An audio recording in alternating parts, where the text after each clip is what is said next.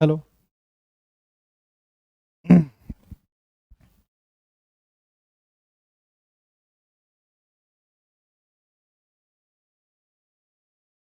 नमस्कार दोस्तों, मैं सुधीर स्वागत करता हूं आप सभी का टीचर्स वे में।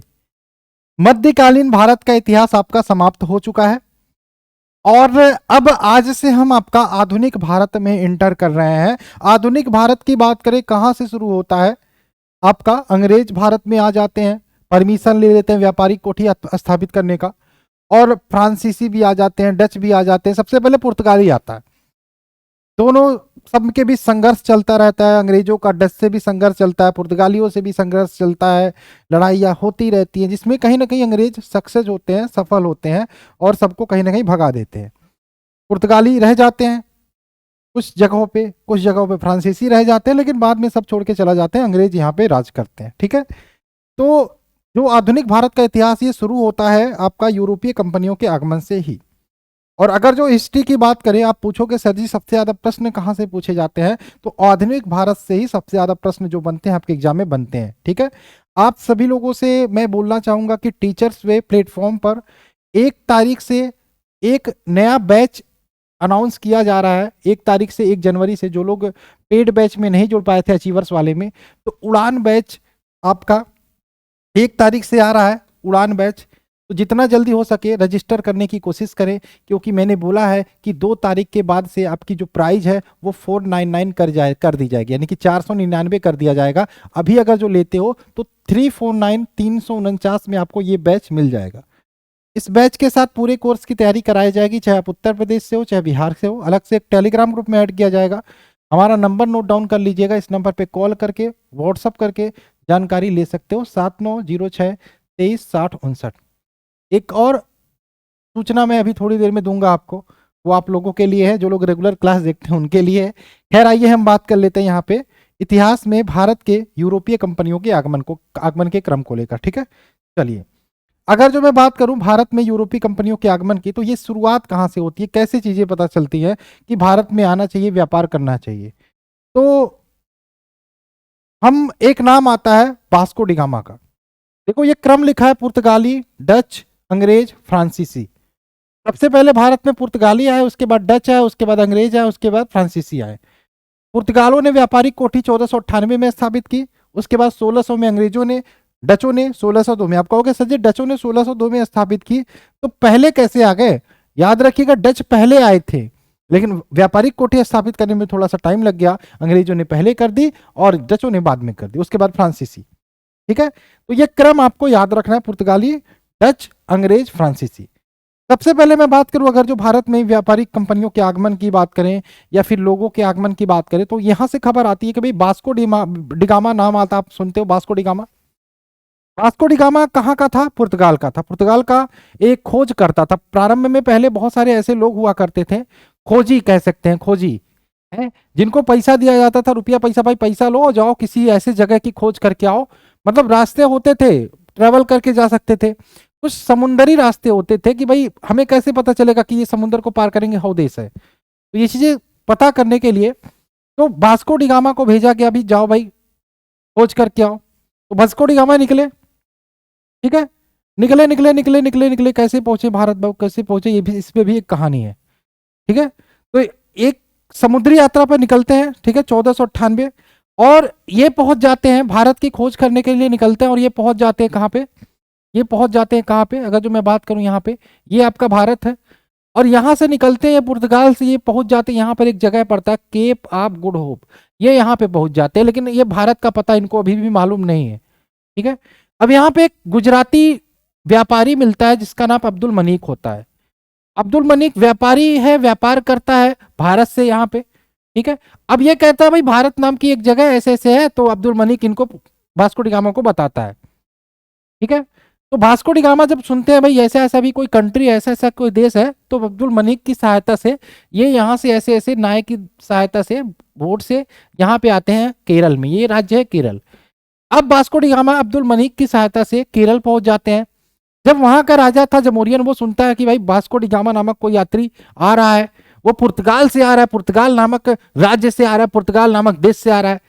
भाई ढोल नगाड़े बाजा गाजा लेके आते हैं, डम डम डम डम डम डम डम डम डम, क्या करते हैं, स्वागत करते हैं भाई, माला वाला पहना के पूरा मस्त। अब भाई उनको पता नहीं था कि ये तो शुरुआत है। तो यानी कि वास्को डी गामा आए भाई, खुश हो गए भाई, इतना बड़ा स्वागत हुआ, ये चीजें हुआ।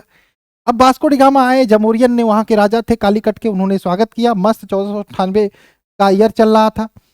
उसके बाद वास्को डी गामा आए, राजा ने सेवा सत्कार किया, वास्को डी गामा निकल गए मार्केट घूमने। अब मार्केट जब घूम रहे हैं केरल में, इधर उधर घूम रहे हैं, तो देख रहे हैं भाई वहां के मसाले बहुत फेमस है। तो इन्होंने यहां से कुछ मसाले लिए, लगभग काली मिर्च चुली मिर्च था, और उसको ले गए कहां पे, अपने देश पुर्तगाल। और यहाँ के मसालों को उन्होंने जब बेचा वहां पे, तो 60 गुना प्रॉफिट, यानी कि जो मुनाफा था वो 60 गुना लिया। 1 रुपये का सामान 60 रुपये में बेचा, सोचो कितना प्रॉफिट हुआ। अब भाई लोग आश्चर्यचकित हो गए देख के, कुछ लोग, भाई ये कहां से सामान लेके आया, इतना ज्यादा मुनाफा कमा रहा है। तो लोगों के अंदर ये चीजें बढ़ी कि भाई हम भी जा सकते हैं, हम भी ये व्यापार कर सकते हैं, हमको भी प्रॉफिट होगा। ठीक है, तो वहां से ये चीजें निकल के आती है। तो पहले वास्को डी गामा भारत आता है, उसके बाद पुर्तगाल सरकार हस्तक्षेप करती है, गवर्नर नियुक्त करती है, तो ये सारी चीजें होती है। ठीक है, तो आपके बाद पुर्तगाल के बाद यहाँ पे डच आते हैं। डच की बात करें, अंग्रेज आते हैं, अंग्रेज के बाद फ्रांसीसी आते हैं।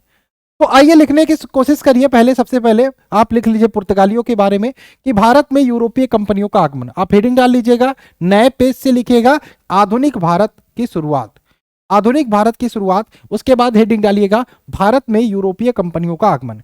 मैं बोल रहा था कि मुझे, कल मैंने बताया था आपको कि मुझे छुट्टी चाहिए आप लोगों से 2-3 दिन की। सर कितने दिन की छुट्टी लोगे आप बताओ। आज तो मैं क्लास करा दे रहा हूं, यानी कि कल सैटरडे, यानी कि कल शनिवार की आपकी छुट्टी रहेगी। सर जी ऐसा मत करो यार, क्या करें बताओ। रविवार तो छुट्टी होती ही है, इसीलिए मैं रविवार को जा रहा हूं। तो शनिवार छुट्टी, रविवार छुट्टी। सर सोमवार को भी छुट्टी करोगे क्या? सोमवार को छुट्टी नहीं करेंगे, सोमवार को कोशिश करेंगे हम आके क्लास ले ले। ठीक है, और सोमवार को करना होगा तो मैं बता दूंगा। तो मान के चलो 2 दिन की छुट्टी है, सोमवार को हम जैसा अपडेट होगा बता देंगे। सर जा कहाँ रहे हो? तो मैं बता देता हूँ आपको, मैं उत्तराखंड जा रहा हूँ। उत्तराखंड में कैची धाम, कैची धाम के बारे में आप सब जानते हो, खैर गूगल कर लीजिएगा। तो वहां जा रहा हूँ, ऐसे कई दिन से प्रोग्राम था, बन रहा था। मैं आप लोगों के लिए प्रे करूंगा भगवान जी से। ठीक है, तो थोड़ा सा आप लोग भी मैनेज करिएगा। कल छुट्टी रहेगा, और रविवार को तो रहता ही है, और सोमवार को ठीक है मैं आ जाऊंगा। ठीक है, तो अगर जो टाइम से आ गया तो क्लासेस ले लेंगे। ठीक है, चलिए लिखेगा, भारत में यूरोपीय कंपनियों का आगमन। सबसे पहले पुर्तगाली आए, उसके बाद डच है, उसके बाद अंग्रेज है, उसके बाद फ्रांसीसी आए। लेकिन जब कंपनी की स्थापना की बात करते हैं तो अंग्रेज पहले करते हैं, डच बाद में करते हैं। ठीक है, तो सबसे पहले लिखोगे पुर्तगाल। पुर्तगाल में लिखो, पुर्तगाल में लिखोगे कि पहला पुर्तगाली तथा पहला यूरोपीय, पहला पुर्तगाली तथा पहला यूरोपीय वास्को डी गामा। लिखते रहो लिखते रहो, मैं थोड़ा सा करता हूं।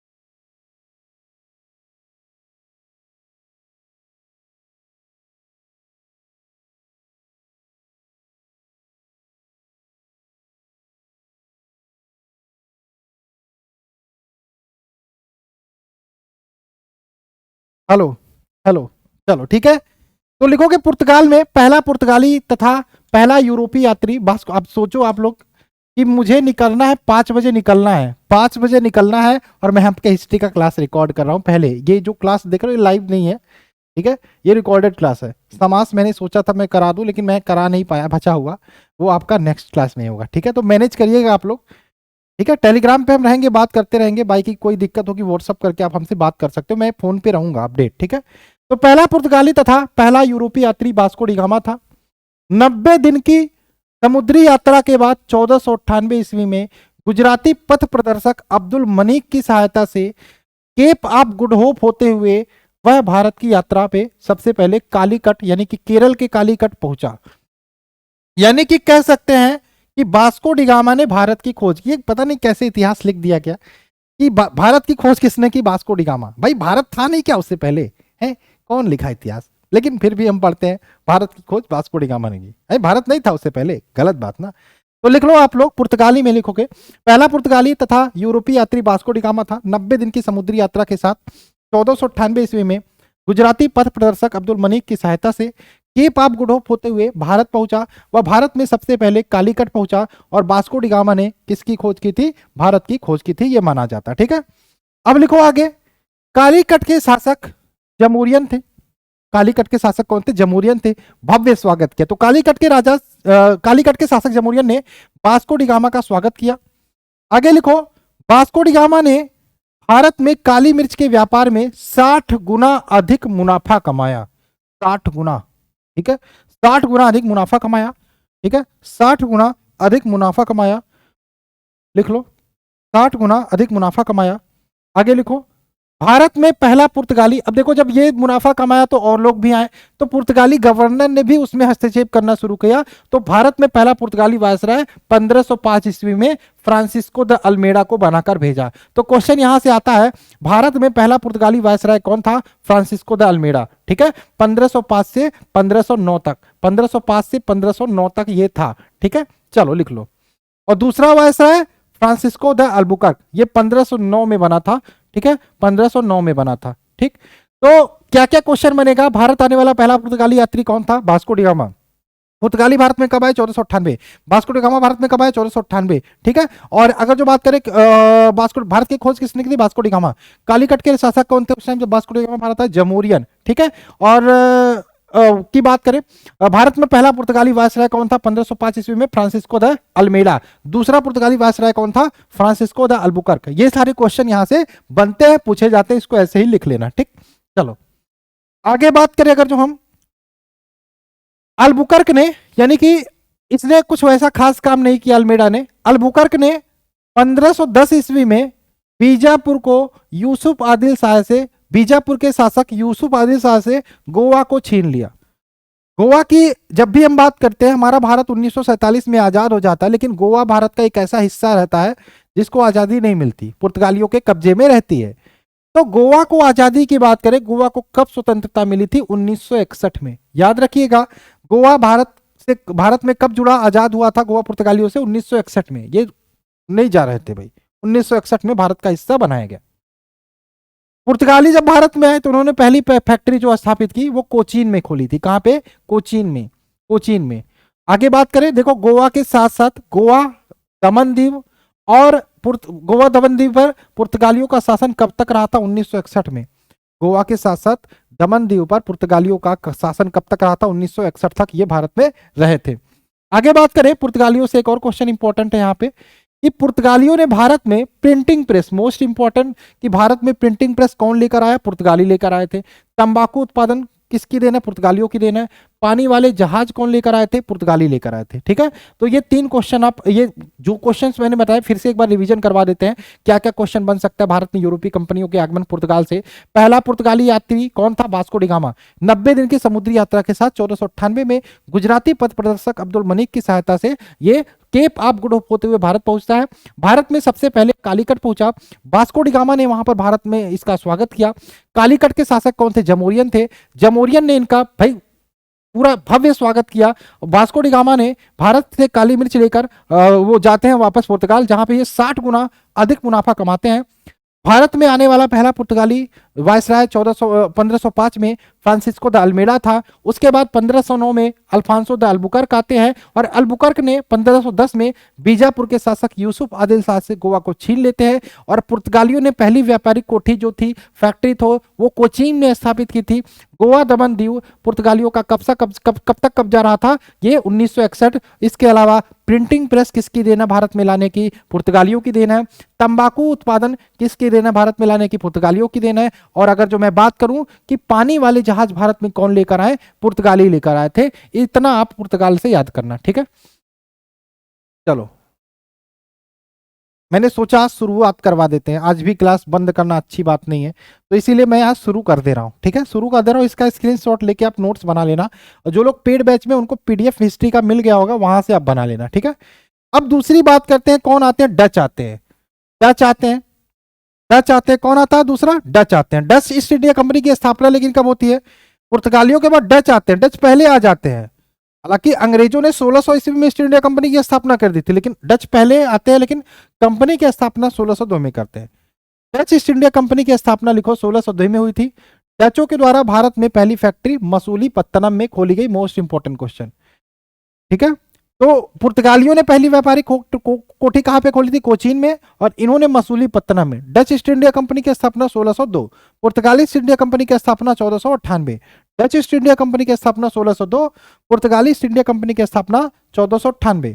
तो डच ईस्ट इंडिया कंपनी की स्थापना 1602 में होती है और डचों के द्वारा भारत में पहली फैक्ट्री मसूलीपत्तनम में खोली जाती है। आगे चलो लिखो, ठीक है। यहां पे याद रखना, इस कंपनी को डच संसद द्वारा 21 वर्षों के लिए भारत व पूर्वी देशों के साथ व्यापार करने का अधिकार प्राप्त हो जाता है, ठीक है। डचों को भारत व पूर्वी देशों के साथ 21 वर्षों तक व्यापार कर सकते हैं, उसका अधिकार पत्र जो है प्राप्त हो जाता है, किसको, डच ईस्ट इंडिया कंपनी को, ठीक। आगे लिखो, डचों के ईस्ट इंडिया कंपनी का को भारत के मसालों से लगाव कम था, यानी कि ये आए तो थे लेकिन इनको भारत के मसालों से लगाव कम था और चीजों पे ये ज्यादा फोकस करते थे, क्योंकि इनको इंडोनेशिया के मसालों से व्यापार से अधिक लगाव था, इसलिए ये भारत के मसालों पे कम फोकस करते थे। पुर्तगाली मसाले पे फोकस करते थे, ये मसालों पे कम ध्यान देते थे और चीजों पे ध्यान देते थे, क्योंकि इनके पास ऑप्शन था इंडोनेशिया, ये इंडोनेशियाई मसाले का उपयोग करते थे, ठीक है। डच लोगों ने पुलिकट में पैगोडा नाम से सोने का सिक्का भी चलाया था, ये भी लिख लीजिएगा, पुलिकट में पैगोडा नाम से सोने का सिक्का भी चलाया था, ठीक है।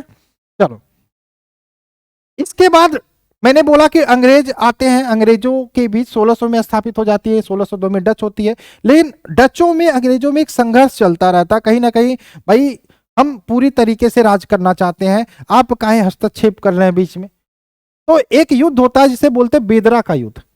बेदरा का युद्ध, जब बेदरा का युद्ध होता है तो इसमें अंग्रेज बुरी तरीके से डचों को हरा देते हैं, अंग्रेज ने डचों का पतन कर दिया, कह सकते हो बुरी तरीके से हरा देते हैं। इस प्रकार से डच का नाम निशान लगभग खत्म हो जाता है, कुछ जगहों पे, कुछ सीमित जगहों पे डच रह जाते हैं, बाकी लोग छोड़ के चले जाते हैं। जो अपना एक्सपेंडेशन कर रहे थे उसको रोक के कुछ सीमित जगहों पे डच रह जाते हैं। बेदरा के युद्ध के बाद फिर ये चीजें ही रुक जाती हैं।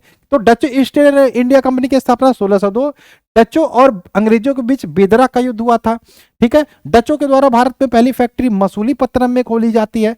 इस कंपनी को डच संसद द्वारा 21 वर्षों के लिए भारत व पूर्वी देशों के साथ व्यापार करने का अधिकार प्राप्त होता है।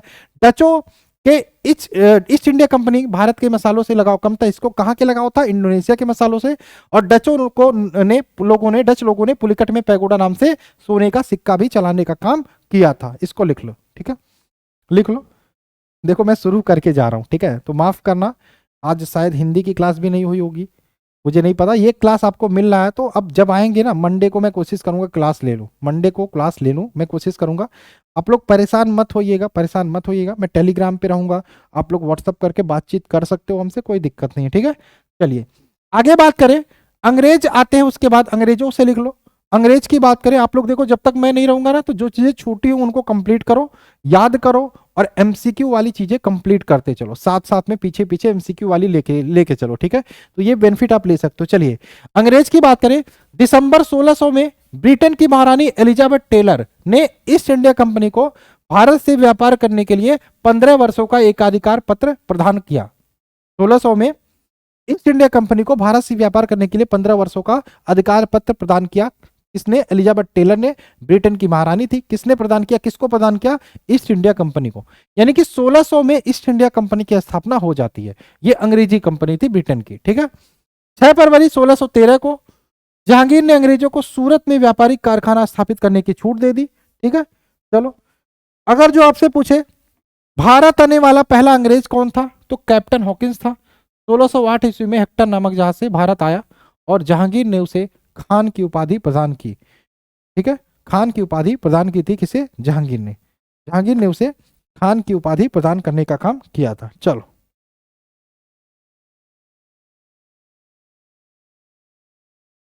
आगे चले, आगे चले, फ्रांसीसी की बात कर लेते हैं थोड़ा सा। जितना इंपॉर्टेंट है उतना लिख के लाया हूं, बाकी इंपॉर्टेंट नहीं है ये मान के चलिए, ठीक है। इतना पढ़ लीजिए जितना पढ़ा रहे हैं। चलो, आगे बहुत इंपॉर्टेंट चीजें यहाँ पे हैं। मध्यकालीन, मैंने बोला आधुनिक भारत से बहुत इंपॉर्टेंट क्वेश्चन बनते हैं। फ्रांस लिखो। फ्रांसीसी ईस्ट इंडिया कंपनी का स्थापना 1664 में होता है, ठीक है।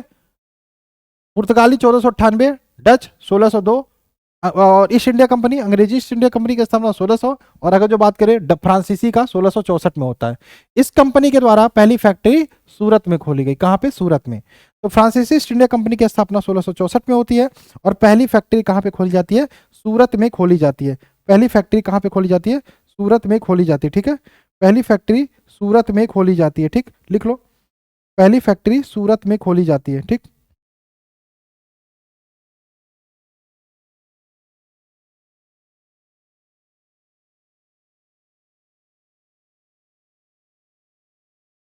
चलो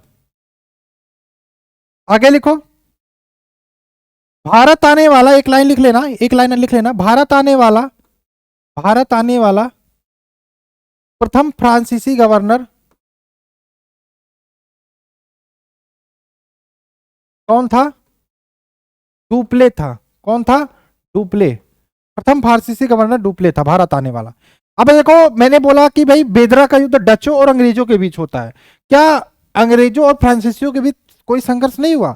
इनके बीच युद्ध होता रहता था, इनके बीच भी संघर्ष होता रहता था। अगर जो इसमें बात करें, लिख लो, फ्रांसीसी व अंग्रेजों के बीच 3 युद्ध हुए जो फेमस हैं, जो एग्जामों में पूछा जाते हैं, जिसे कर्नाटक युद्ध बोलते हैं। यानी कि फ्रांसीसी और कर्नाटक युद्ध का मतलब ये थोड़ी कर्नाटक में भाई कर्नाटक से लड़ा है, ये अंग्रेजों और फ्रांसीसी के बीच में हुआ था।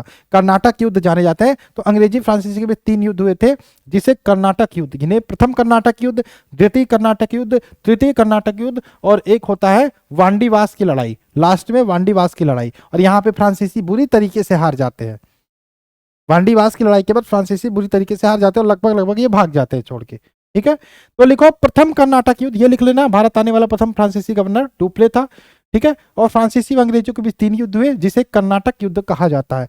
लिखो पहला कर्नाटक युद्ध, प्रथम कर्नाटक युद्ध, लिखो 1746 से 48 में हुआ था। 1746 से 48 में हुआ था। यह ऑस्ट्रिया के उत्तराधिकारी युद्ध से प्रभावित था।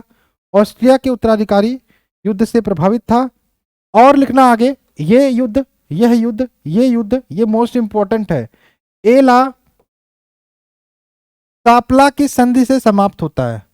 एला सापला की संधि से समाप्त होता है, संधि से समाप्त होता है, समाप्त होता है। चलो, यह युद्ध एला सापला की संधि से समाप्त होता है। यानी कि प्रथम कर्नाटक युद्ध किस युद्ध से प्रभावित था? ऑस्ट्रिया के उत्तराधिकारी युद्ध से। प्रथम कर्नाटक युद्ध 1746 से 48 में होता है, किस युद्ध से प्रभावित था? ऑस्ट्रिया के उत्तराधिकारी युद्ध से। किस संधि से समाप्त होता है? एला सापला की संधि से समाप्त होता है। द्वितीय कर्नाटक युद्ध की बात करें, यह 1749 से 1754 में होता है। इसमें जो फ्रांसीसी गवर्नर थे डुप्ले, इनकी हार हो जाती है। फ्रांसीसी गवर्नर डुप्ले की हार होता है, तो फ्रांस सरकार जो होती है गोडोहू को नया गवर्नर बना के भेजती है, ठीक है। नया गवर्नर बना के भेजती है, नया गवर्नर गोडोहू को बना के भेजती है, ठीक है। चलो, इसमें डुप्ले की हार हो जाती है। याद रखना यहां पर भी, अगर ये हो गया कि ये युद्ध ला ए सैपला की संधि से समाप्त होता है, यहां पर लिखो दूसरा जो कर्नाटक युद्ध था, ये पेरिस की संधि से समाप्त होता है। पेरिस की संधि से, पेरिस की संधि से समाप्त होता है, संधि से समाप्त होता है, समाप्त हो जाता है, ठीक है। अगर जो मैं बात करूं तीसरा कर्नाटक युद्ध, तो ये कब हुआ था? 1756 से 64, इसे सप्तवर्षीय युद्ध से प्रभावित था। अगर जो बात करें तीसरा कर्नाटक युद्ध, तीसरा कर्नाटक युद्ध की बात करें, लिखो तीसरा कर्नाटक युद्ध। चलो,